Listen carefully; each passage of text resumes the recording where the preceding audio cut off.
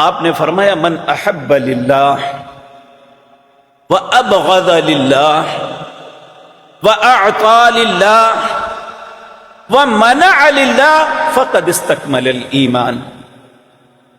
جس نے کسی کے ساتھ دوستی کی، محبت کی، تو اللہ کے لیے، کہ اللہ اس بندے کو اچھا سمجھتے ہیں، یا ایک اچھے کریکٹر کا انسان ہے، یہ ایک نمازی، ایک روزے دار، ایک اللہ کے راستے میں خرچ کرنے والا، خیر خواہی کرنے والا انسان ہے، اس لیے اس سے دوست بناؤ۔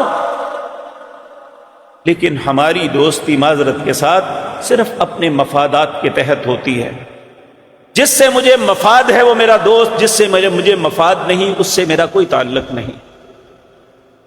دوسرا فرمایا وَأَبْغَضَ لِلَّهِ، ہماری خواہش جو ہمیں پسند نہیں اس سے بغض رکھتے ہیں، جبکہ بغض اس سے رکھو جس سے اللہ بغض رکھتا ہے۔ من احب للہ، اگر محبت کرو، دوستی بناؤ تو اللہ کے لیے، اگر کسی سے بغض رکھو تو اللہ کے لیے۔ وَأَعْطَى لِلَّهِ، اگر کسی کو عطا کرو تو اللہ کے لیے۔ وَمَنَعَ لِلَّهِ، اگر کسی سے ہاتھ روکو تو اللہ کے لیے۔ فَقَدْ اسْتَكْمَلَ الْإِيمَانَ، نبی مکرم صلی اللہ علیہ وسلم نے فرمایا اس نے اپنے ایمان کو مکمل کر لیا۔ اب یہ دوستی دشمنی بھی ایمان کا حصہ ہے، کہ ہم نے کس کے ساتھ دوستی کرنی ہے، کس کے ساتھ ہم نے بغض رکھنا ہے۔ یاد رکھیں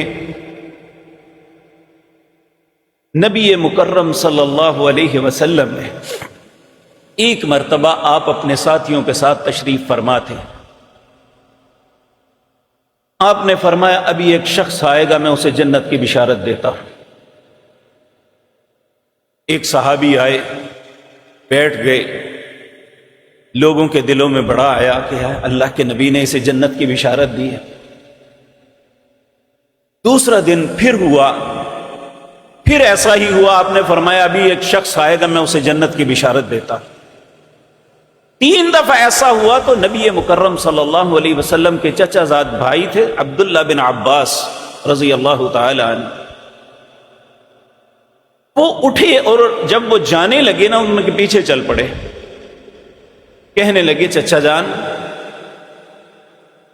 میرے والد سے میری کچھ ناراضگی ہو گئی ہے، اگر آپ مجھ پہ مہربانی فرمائیں مجھے کچھ دن اپنے گھر میں رکھ لیں۔ انہوں نے کہا بیٹے کوئی بات نہیں، ان کے گھر رہنے لگے۔ سارا